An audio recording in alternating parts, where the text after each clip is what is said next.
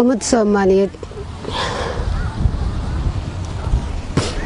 waxa ka codsanayaan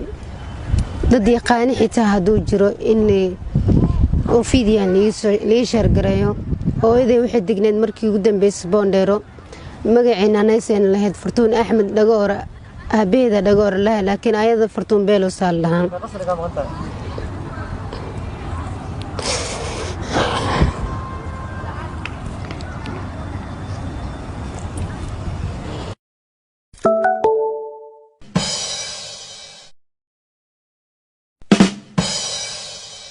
السلام الله عليكم صاحب بيال ميل كستو aad joogtaan soo dhawaada maanta waxay la fadhiday gabar Soomaaliyeed oo aan jecelahay inaan baro marka hore magacaaga noogu bilow soo dhaw magacaygu waa Munaa Cabdi Cabdullaahi waxaan ku noolahay magaalada Muqdisho gaar ahaan waxaan ku noolahay xaafadda Wardhigley waxaan ka sii joogaa xirta shaqadan dheero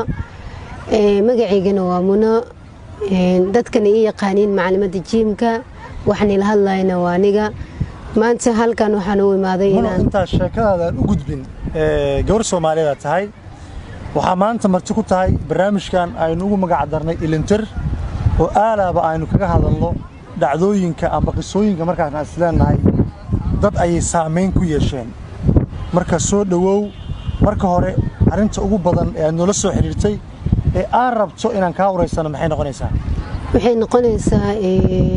arinta maanta aan u maado waxay tahay in hooyaday baafiyo waxaan weysanahay waa 16 sano sidaan jeclahay maanta waxaan ahay 20 jir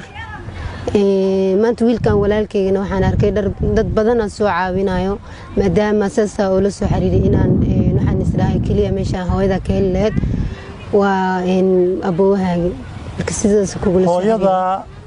inta aan u gudbin magaceeda iyo aan u gudbin xilliga ugu dambeysay hooyada goormay ahayd oo aad isweydeen walaahi waxay anigoo yar waliba dugsiga aaday subaxdii dugsiga marka ka soo laabtay waqti fardambo inay tahay jeclahay fardambi kadib hooyo way imaaday waxaan markaas hooyo muuqaalkeedii ugu dambeysay laakiin waa xasuustaa aadana u yaraay waxay dhahdeen soo baxo raac markaas waxaan ku dhahay hooyo 10 liga rabaa marka 10 ka soo baxan ku iimaanaa hooyana waxay degneed markii ugu dambeysay Boondheero kugu iimaanaa maalintaas hooyo ugu dambeysay bacdeen waa la qaxa bilawday anigana ayeeday soo kursay ayaan iskala joogay markaan weynaadayna waxaan bilaabay inaan hooyadii raadiyo aabeena Sacuudi oo jiray hadda dhaw imaaday markaan weydiinay waxay dhahay hooyada meel kuma ogi haddaan dib u laabano hooyada marka kugu dambeysay ee ka tagayso hooyo aweynayday hooyo aab ma wada joogeen say wax ahaayeen may aab ma joogeen aab Sacuudi oo jiray hooyo aabana way kala tageen hooyana waxa qabay nin kala qabay soo gabadha haddana isku hooyanaana way joogtaa ayadana hadda dhaw is helnay hooyana Boondheero joogtay markii ugu dambeysay waa gartay ayadoo Boondheero joogtay ay ugu dambeysay laakiin hooyo aab way kala tageen marka hooyo aab ay kala tageen hooyo si kaaga tagtay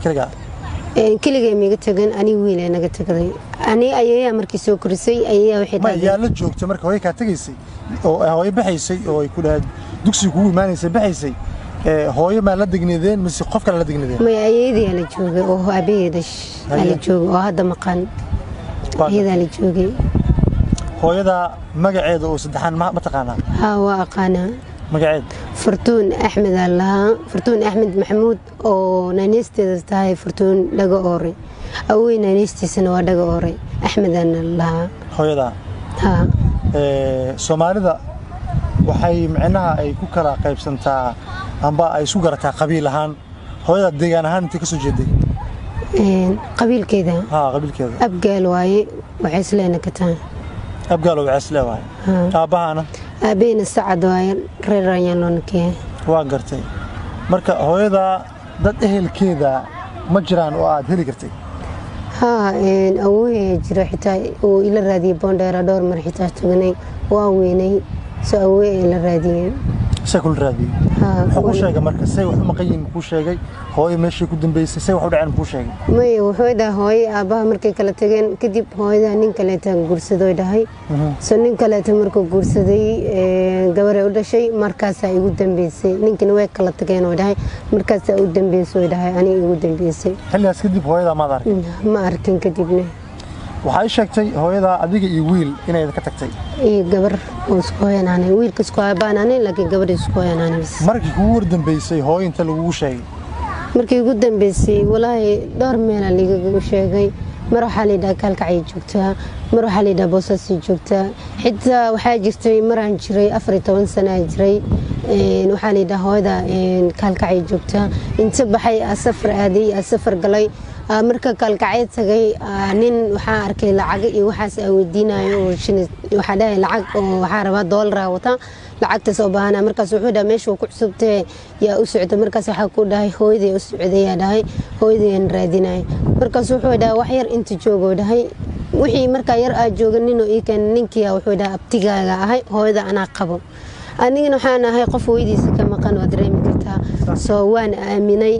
asaa ay waday wuxuu dhahay hooyada Boosaaso joogtaa marka biriyaana ku wada maanta maamadan la joog maamadii la joogay anoo ducisanayo tukanayo aragto oo ilaahay baryayo oo inay markaas waxay igu dhaaday maxaa oone markaas waxaan ku yiri hooyaday aan raadinayay ina tahriibta oo maleynayo waxay dhaaday ninkan gabdhaha kaliya kala baxaa dadka tahriibo maadaama hada ruux hooyadeeda ka maqan runta ku sheega ninkan ha u sheegeen kadib markay runtii sheegtay awooy soo wacday waxay dhaaday gabadhaada ku soo diraya ilaa waxa keenay dhaaday balcad awoo kadib wuxuu dhahay meesha ka soo bax sidii aadana kalkacay ugu soo noqday oo markaas halisa gashabo waan garta markaa waxyaabaha ka seexan weyday hadda waa shaqaysataa macaalimad jiima tahay sida ay sheegtay noloshaadu way iska wanaagsan tahay laakiin waxyaabaha qalbigaaga gubaayo oo ka seexan weyday oo murugada badan kugu abuuray mar haddii hooyo ay soo korisay oo hooyo soo korin maxay tahay walaa waxay horta xanuun badan arkay xanuunada arkana waxa kamid ah marka iskuul dhiganay inuu iskuul dhiganay waxaan xasuustaa in la dhahay hooyadan oo keen markaan dhahay hooyaday ma joogsanay gabdhaha iskuulka waa xasuustaa ay dhaheen qoftan hooyo la'aan waay soo waxay noqotay inay hooyaday maqan tahay oo dareemaya laakiin qoftan hooyo la'aan waay yani waxa laga dhigay qof aan hooyo haysanin iskuulkii markaas ay ugu dambeysay kadib hadda marka weynaaday xoogaa iskuul adult galay dugsiga sare ka dhamiyay soo mar walba laakiin marka arko hooyo gabadheeda isla socdaan ama isku faraxsan ama gabar hooyadeeda dhageysanayso kale runtii aadan u ilmeeyaa waxa dhaha qofka nasiib uu leeyahay muxuu hooyadiis sidaan dhan ugu dhageysanaa marka waxyaabahaas ay ugu xanuunka badneed taas ugu xanuun badan rajadaada hooyo in la helo ilaa intee dhan tahay walaahi hadda ilaahay la xitaa waa rabaa waa la helaa insha Allah marka aabo kale hadii uu nool yahay ma dhahdo iga caawi raadinta hooyo aabo walaahi waan dhahay wuxuu dhahay aniga Sacuudiga aad dhahay hooyada waan kala tagnay meel ku moogiyo dhahay meel lagu ma sheego meel ku moogiyo ugu dhahay caruur kale oo hooyada dhashay oo jooga Soomaaliya ma jiraan ma halkaas gabar iyo hal wiil bis ay jiraan gabadha hooyada dhashay hooyada dhashay intee joogta gabadha xamri joogta waa gartay umad Soomaaliyeed marka maadaama qof aan mas'uul yaqaan tahay macallimad jiima tahay maxaa ka codsanayd ummadda Soomaaliyeed oo ku daawanaya ama muuqaalkan daawanaya maxaa ka codsanayd waxa ka codsanahay in video ay share gareeyaan inay videoga meel sare gaarsiiyaan si hooyada ay u helo ka codsanahay waan gartay haddii qof aqyaqaan hooyo kale oo muhiim ku ah ay muuqaalkan u daawado amba adiga iyo hooyada iskiin raadin lahaa intee laga soo xiriiraa waxa laga soo xiriiraa lambar laga soo xiriiray leedahay lambar mid kale waxa jirto saddex mar waxa la yiraahdaa dad soo waceen xitaa mar farxad darteed inaa suuxay maama soo wacday waxay igu dhahday ani waxaan ahay hooyada soo ayaan dhana boondeer ku noqonay meeshii degneed aan raadinay waxay igu dhahday waxaan deganahay boondeero aan degnay waxa hadda joogay dhahday Boosaaso lambar koonisa xitaa iga soo wacday waxay igu dhahday gabadheedii aniga ku dhalay dhahday hooyada anaa ah ay igu dhahday waa xasuustaa wadaan maraayay walaa meesha ku dhex suuxay wadada dhexdeeda kadib waxaan arkaanoo biyo lagu shubayo markaas soo kacane lambarkiiyaa raadin u galay habartay xitaa waxaan dhahay lambarkaana ay soo waa habar hooyaana ay soo wacday waxay dhahday taleefon ma haystii qof baa iskale dhahday markaas waxaan ku yiri lacaga ku soo dirayaan lacaga u diray maalintii kaleeta lambarkii aan lacagta ugu diraa wacay waxaa leedahay hooyada ma naqaanay naga dhammaan weli haddana ma quusanin mar labaadna lambarkii uu igu soo laabtay lambar kaleeta ay soo wacay waxaana hooyada ay dhahay haddana weli ma sii quusanin mar saddexaad haddana sidoo kaleeta marka intaasoo dhan waa lagu dhacaya haa marka ani maanta intan waxaa soo fariistay hooyaday inay nooshahay iyo inay dhimatay inaa kala ogaado haddee nooshaane inaa meel ka ogaado haddee dhimatana inaa meel ka ogaado geeruudu xaq waay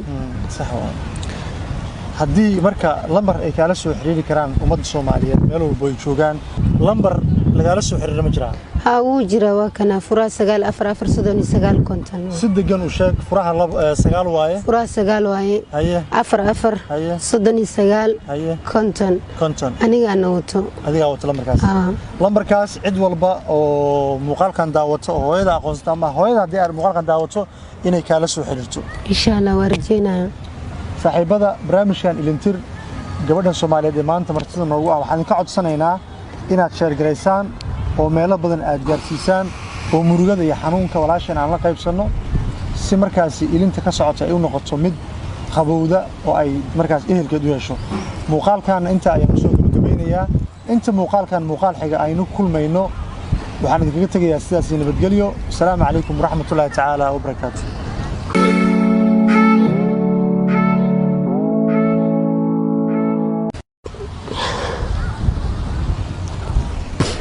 waxa ka codsanayaa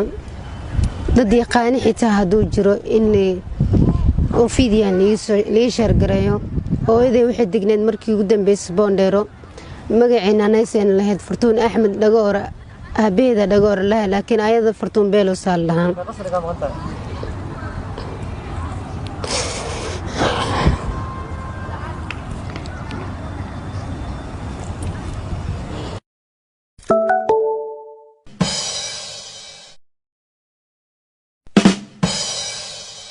السلام الله عليكم صاحبيال meel kasto aad joogtaan soo dhawaada maanta waxa ay la fadhiday gabar Soomaaliyeed oo aan jecelahay inaan idin baro marka hore magacaaga noogu bilow soo dhaw magacaygu waa Munaa Cabdi Cabdullaahi waxaan ku noolahay magaalada Muqdisho gaar ahaan waxaan ku noolahay xaafadda Wardhigley waxa ka sii joogaa xirta shaqadan dheero magacaygana waa Munaa dadkan ay yaqaaniin macluumaadka jiimka waxaan ila hadlayna waa aniga maanta halkan waxaan u imaaday inaan inta sheekada u gudbin gabar Soomaaliyeed tahay waxa maanta marti ku tahay barnaamijkan aynu ugu magac darnay ilintir oo aalaaba aynu kaga hadalno dhacdooyinka ama qisooyinka markaan asleenahay dad ay saameyn ku yeesheen marka soo dhawow marka hore arinta ugu badan ee aad soo xiriirtay ee aan rabto inaan ka wareysano maxay noqonaysaa waxay noqonaysaa arinta maanta aan u imaado waxay tahay in hooyaday baafiyo waxaan weysanahay waa 16 sano sidaan jeclahay maanta waxaan ahay 20 jir maanta wiilkan walaalkeygana waxaan arkay dad badan oo soo caawinayo maadaama saasa oo la soo xiriiray inaan waxaan isdhahay kaliya meesha hooyada ka heleed waa aboohaagi marka sidaas kugu la hooyada inta aan u gudbin magaceeda oo aan u gudbin xilliga ugu dambeysay hooyada goormay ahayd oo aad isweydeen walaahi waxay ahayd anigoo yar weliba dugsiga aaday subaxdii dugsiga markaan ka soo laabtay waqti fardambo inay tahay jeclahay fardambii kadib hooyo way ii imaaday waxaan markaas hooyo muuqaalkeedii ugu dambeysay laakiin waa xasuustaa aadaan u yaraay waxay dhahday soo baxo yaraac markaas waxaan ku dhahay hooyo cashir liga rabaa marka cashir ka soo baxaan ku imaanaa hooyana waxay degneed markii ugu dambeysay Boondheero kugu imaanaa maalintaas hooyo ugu dambeysay bacdeen waa la qaxa bilowday anigana ayeeday soo kirsay ayaan iskala joogay markaan weynaadayna waxaan bilaabay inaan hooyaday raadiyo aabeena Sacuudi oo jiray hadda dhow imaaday markaa weydiina wuxuu yidhaa hooyada meel kuma ogi. haddaan dib u laabanno hooyada marka kugu dambeysay ee kaa tagaysay hooyo aa weynayday hooyo aabba ma wada joogeen say wax ahaayeen may aabba ma joogin aabba Sacuudi oo jiray hooyo aabbana way kala tageen hooyana waxaa qabay nin kala qabay soo gabadha haddana isku hooyanaana way joogtaa ayadana hadda dhawaa is helnay hooyana Boondheer ay joogtay markii ugu dambeysay waa gartay ayadoo Boondheer joogtay ay ugu dambeysay laakiin hooyo aabba way kala tageen marka hooyo aabba ay kala tageen hooyo si kaaga tagtay kaliya miiga tagan ani wiil ay naga tagaday ani ayeeyaa markii soo korisay ayeeyaa waxay tahay ma yaa la joogtay marka hooyo ka tagaysay oo hooyo baxaysay oo ay ku dhaad dugsiga kugu imaanaysay baxaysay hooyo ma la degneedeen mise qof kale la degneedeen ma ayeeyadii la joogay oo aabaheeda la joogay oo hadda maqan ayeeyada la joogay hooyada magaceeda oo saddexan ma taqaanaa waa aqaana magaceed Fartuun Axmed Allah Fartuun Axmed Maxamuud oo naanisteeda tahay Fartuun dhaga oore awey naanistiisana waa dhaga oore Axmed Allah hooyada Soomaalida waxay macnaha ay ku kala qaybsantaa amba ay isku garataa qabiil ahaan hooyada deegaan ahaan inta ka soo jeeday qabiilkeeda qabiilkeeda abgaal waaye waxay isleena ka tahay abgaal waxay islee waaye aabahana aabeena Sacad waaye reer Rayaan loo nakiyay waa gartay marka hooyada dad ehelkeeda ma jiraan oo aad heli kartay awooyay jira xitaa oo ila raadiyay Boondheer dhowr mar xitaa tagnay waa weynay soo awooyay ila raadiyay shakul raadiyay wuxuu sheegay marka say wax ma qayin ku sheegay hooyo meeshii ku dambeysay say wax u dhaceen ku sheegay may wuxuu dhahay hooyo aabaha markay kala tageen kadib hooyada nin kale taan guursaday dhahay soo nin kale taan markuu guursaday gabar ay u dhashay markaas ay ugu dambeysay ninkina way kala tageen oo dhahay markaas ay u dambeysay dhahay ani ugu dambeysay xilligaas kadib hooyada ma arkin kadibna waxay sheegtay hooyada adiga iyo wiil inay ka tagtay gabar oo isku hooyanaanay wiilka isku hooyanaanay laakiin gabadha isku hooyanaanay markii kugu dambeysay hooyo inta lagu sheegay markii ugu dambeysay walaahi dhowr meel lagu sheegay mar waxa la yiraahdaa kalkacay joogtaa mar waxa la yiraahdaa Boosaaso joogtaa xitaa waxa jirtay maraan jiray 14 sano jiray waxa la yiraahdaa hooyada kalkacay joogtaa inta baxay safar aaday safar galay marka kalkacay tagay nin waxa arkay lacag iyo waxaas ay weydiinayo oo waxa dhahay lacag oo waxa rabaa dollar wata lacagta soo baahana markaas wuxuu dhahay meesha ku cusubtay yaa u socda markaas waxa ku dhahay hooyadii u socday yaa dhahay hooyadii raadinay markaas wuxuu dhahay wax yar inta joogo dhahay wixii marka yar aa jooganin oo iikan ninkii wuxuu dhahay abtigaaga ahay hooyada ana qabo anigana waxaan ahay qof weydiisa ka maqan oo dareemi kartaa soo waan aaminay asaa ay wada wuxuu dhahay hooyada Boosaaso joogtaa marka biriyaana ku wada maanta maamadan la joog maamadii la joogay anoo ducisanayo tukanayo aragto oo Ilaahay baryayo oo oonay markaas waxay igu dhaaday maxaa oonay markaas waxaan ku yiri hooyaday aan raadinayo ina tahriibta oo maleenayo waxay dhaaday ninkan gabdhaha kaliya kala baxa dadka tahriibo maadaama aad ruux hooyadeeda ka maqan runta ku sheega ninkan ha u sheegeen kadib markay runtii sheegtay awooy soo wacday waxay dhaaday gabadhaada ku soo diraya ilaa waxa keenay dhaaday balcad awoo kadib wuxuu dhahay meesha ka soo bax sidii aadana kalkacay ugu soo noqday oo markaas halisa gashabo waan garta marka waxyaabaha ka seexan weyday hadda waa shaqaystaa macaalimad jiima tahay sida ay sheegtay noloshaadu iska wanaagsan tahay laakiin waxyaabaha qalbigaaga gubaayo oo ka seexan weyday oo murugada badan kugu abuuray mar haddii hooyo ay soo korisay hooyo ay soo korin maxay tahay walaa waxay horta xanuun badan arkay xanuunada arkana waxa kamid ah marka iskuul dhiganay inuu iskuul dhiganay waxaan xasuustaa in leedahay hooyadan oo keen markaan dhahay hooyaday ma joogsanay gabdhaha iskuulka oo xasuustaa ay dhaheen qoftan hooyo la'aan waay soo waxay noqotay inay hooyaday maqan tahay oo dareemaya laakiin qoftan hooyo la'aan waay yani waxa laga dhigay qof aan hooyo haysanin iskuulkii markaas ay ugu dambeysay kadib hadda marka weynaaday xoogaa iskuul adult galay dugsiga sare ka dhamiyay soo mar walba laakiin marka arko hooyo gabadheeda isla socdaan ama isku faraxsan ama gabar hooyadeeda dhageysanayso kale runtii aadan u ilmeeyaa waxa dhaha qofka nasiib uu leeyahay muxuu hooyadiis sidaan dhan ugu dhageysanaa marka waxyaabahaas ay igu xanuunka badneed taas ugu xanuun badan rajadaada hooyo in la helo ilaa intee dhan tahay walaahi hadda la helaa xitaa waa rabaa waa la helaa insha Allah marka aabbo kale haddii uu nool yahay ma dhahda iga caawi raadinta hooyo aabbo walaahi waan dhahay wuxuu dhahay aniga Sacuudi aado dhahay hooyada waana kala tagnay meel ku moogiyo dhahay meel laguma sheego meel ku moogiyo ugu dhahay caruur kale oo hooyada dhashay oo jooga Soomaaliya ma jiraan ma halkaas gabar iyo hal wiil bas ay jiraan gabadha hooyada dhashay hooyada dhashay intee joogta gabadha xamri joogtaan waa gartay ummadda Soomaaliyeed marka maadaama qof aan mas'uul yaqaan tahay macallimad jiima tahay maxaa ka codsanayd ummadda Soomaaliyeed oo ku daawanaya ama muuqaalkan daawanaya maxaa ka codsanayd waxa ka codsanahay in video ay share gareeyaan inay videoga meel sar gaarsiiyaan si hooyada u helo ka codsanahay waan gartay haddii qof yaqaan hooyo kale oo muhiim ku ah ay muuqaalkan u daawado amba adiga iyo hooyada uskiin raadin lahaa intee laga soo xiriiraa waxaan igala soo xiriiraa lambar ligala soo xiriiray leedahay lambar mid kale waxaa jirto 3 mar waxa la yiraahdaa dad soo waceen xitaa mar farxad darteed inaan suuxay maama soo wacday waxay igu dhahday aniga waxaan ahay hooyada soo ayaan dhana boondeer ku noqonay meeshii degneed aan raadinay waxay igu dhahday waxaan deganahay boondeero aan degnay waxa hadda joogay dhahday Boosaaso lambar kooniisa xitaa iga soo wacday waxay igu dhahday gabadheedii aniga ku dhalay dhahday hooyada ana igu dhahday waxa xasuustaa wada maray walaa meesha ku dhax suuxay wadada dhexdeeda kadib waxaan arkaan oo biyo lagu shubaay markaas soo kacane lambarkii raadin oo galay habartay xitaa waxaan dhahay lambarkan ay soo habar hooyana ay soo wacday waxay dhahday telefoonkiisii qof waa iska leedahay markaas waxaan ku yiri lacag ku soo dirayaan lacag u diray maalintii kale lambarkii lacagta ugu diraa wacay waxa leedahay hooyada mana qaanay naga dhamaan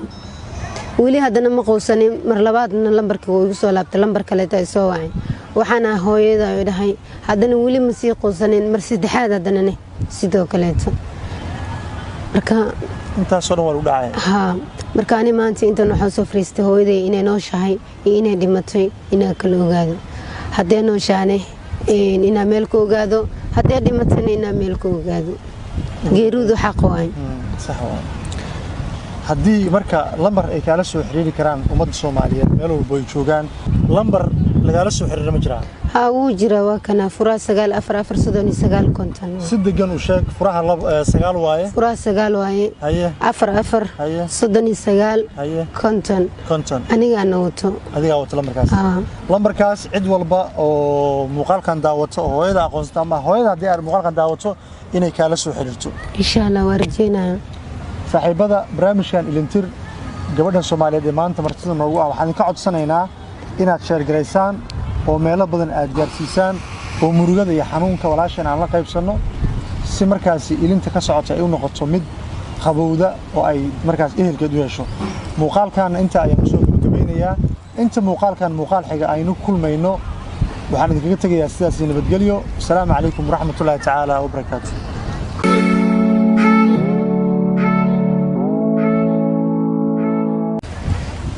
ummadda Soomaaliyeed waxa ka codsanayaan dad yaqaan xitaa haduu jiro in oo fiidiyaan la share gareeyo hooyaday waxay digneed markii ugu dambeysay boondeero magaceena anaysan lahayd Fartuun Axmed Dhagoor aabeeda Dhagoor laakiin ayada Fartuun Beelo saal lahaan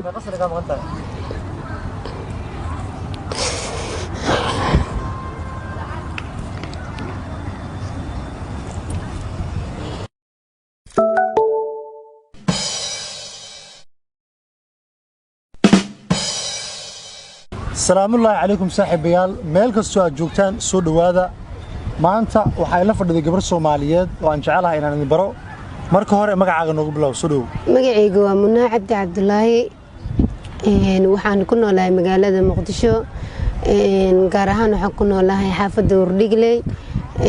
waxaan ka sii joogaa xirta shaqadan dheero. magacaygana waa Muno. dadkana ii yaqaaniin macalimadda jiimka. waxaan ila hadlayna waa aniga. maanta halkan waxaan u imaaday inaan inta sheekadaada u gudbin gabar Soomaaliyeed tahay. waxaa maanta marti ku tahay barnaamijkan aynu ugu magac darnay Ilintir oo aalaaba aynu kaga hadalno dhacdooyinka ama qisooyinka markaan isleenahay dad ay saameyn ku yeesheen. marka soo dhawow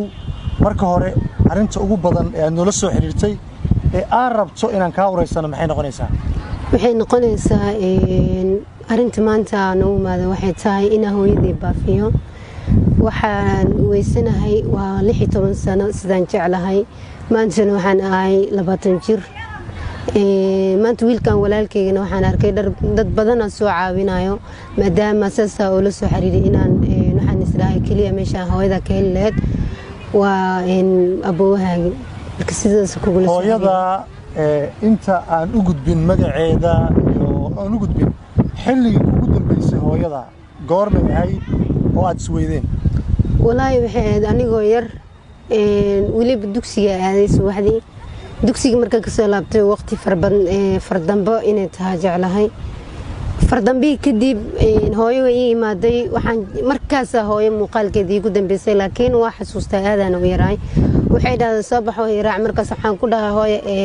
cashira liga rabaa. markaa cashir ka soo baxaan ku imaanaa. hooyana waxay degneed markii ugu dambeysana boondheera kugu imaanaa. maalintaas hooyo ugu dambeysay. bacdeen waa la qaxaa bilaawday. anigana ayeeday soo korisay. ayayaan iskala joogay. markaan weynaadayna waxaan bilaabay inaan hooyadii raadiyo. aabeena Sacuudi oo jiray hadda dhow imaaday. markaa weydiina waxay dhahay hooyada meel kuma ogi. haddaan dib u laabano hooyada marka kugu dambeysay ee ka tagayso hooyo aaweynayday hooyo aab ma wada joogeen say wax ahaayeen? may aaba ma joogeen. aaba Sacuudi oo jiray. hooyo aabana way kala tageen. hooyana waxaa qabay nin kala qabay. soo gabadha haddana isku hooyanaana way joogtaa. ayadana hadda dhawaa is helnay. hooyana boondheeray joogtay markii ugu dambeysay. waa gartay. ayadoo boondheeray joogtay ay ugu dambeysay laakiin hooyo aaba way kala tageen. marka hooyo aaba haday kala tageen hooyo si kaaga tagtay kaligaa? keligay miiga tagan. aniga wiilay naga tagaday. ani ayayaa markii soo korisay. ayayaa waxay tahay yaa la joogtay marka hooyo kaa tagaysay oo hooyo baxaysay oo ay ku dhahayd dugsiga kugu imaanaysay baxaysay hooyo ma la degneedeen mise qof kale la degneedeen? may ayeedii la joogay oo aabaheeda la joogay oo hadda maqan. ayadaa la joogay. hooyada magaceeda oo saddexan ma taqaanaa? haa waa aqaanaa. magaceed? Fartuun Axmed Allah. Fartuun Axmed Maxamuud oo naanisteeda tahay Fartuun Dhago Oore. awey naanistiisana waa Dhago Oore. Axmed Allah. hooyada haa Soomaalida waxay macnaha ay ku kala qaybsantaa amba ay isku garataa qabiil ahaan. hooyada deegaan ahaan inta ka soo jeeday? qabiilkeeda qabiilkeeda abgaal waaye. waxay isleena ka tahay abgaal oo waxay isleeyahay. aabahana aabeena Sacad waaye. reer ayaan loo nakiyay. waa gartay. marka hooyada dad ehelkeeda ma jiraan oo aad heli kartay? haa awooyay jira xitaa oo ila raadiyay boondheera dhowr mar xitaa tagnay. waa weynay soo awooy la raadiyay. shakul raadiyay. wuxuu sheegay marka say wax ma qayin ku sheegay hooyo meeshii ku dambeysay say wax u dhaceen ku sheegay? may wuxuu dhahay hooyo aabaha markay kala tageen kadib hooyada nin kale taan guursaday dhahay. soo nin kale markuu guursaday gabar ay u dhashay markaas ay ugu dambeysay. ninkina way kala tageen oo dhahay markaas ay u dambeysay dhahay ani ugu dambeysay. xilligaas kadib hooyada ma arkin? ma arkin kadibna waxay sheegtay hooyada adiga iyo wiil inay ka tagtay iyo gabar oo isku hooyanaanay. wiilka isku hooyanaanay laakiin gabadha isku hooyanaanay. markii kugu dambeysay hooyo inta lagu sheegay? markii ugu dambeysay walaahi dhowr meel lagu sheegay. mar waxaa la yidhaha Kalkacyo joogtaa. mar waxaa la yidhaha Boosaaso joogtaa. xitaa waxaa jirtay maraan jiray 14 sano jiray. waxaa la yidhaha hooyada Kalkacyo joogtaa. inta baxay safar aaday safar galay marka kalgacayl tagay nin waxaa arkay lacag iyo waxaas aan weydiinayo oo waxaa dhahay lacag oo waxaa rabaa $1 wata lacagtaas oo baahana markaas wuxuu dhahay meeshuu ku cusubtay yaa u socda markaas waxaa ku dhahay hooyaday u socday yaa dhahay hooyadayaan raadinay markaas wuxuu dhahay wax yar inta joogo dhahay wixii markaa yar aad joogan ninoo ii keen ninkii wuxuu dhahay abtigaaga ahay hooyada anaa qabo anigana waxaan ahay qof hooyadiisa ka maqan oo dareemi kartaa soo waan aaminay asaa ay waday wuxuu dhahay hooyada boosasay joogtaa marka beriyaana ku wadaa maanta maamadan la joog maamadii la joogay anoo duceysanayo tukanayo aragto oo ilaahay baryayo oo inay markaas waxay igu dhaaday maxaa oone markaas waxaan ku yiri hooyaday aan raadinayay ina tahriibta oo maleynayo waxay dhaaday ninkan gabdhaha kaliya kala baxaa dadka tahriibo maadaama taa ruux hooyadeeda ka maqan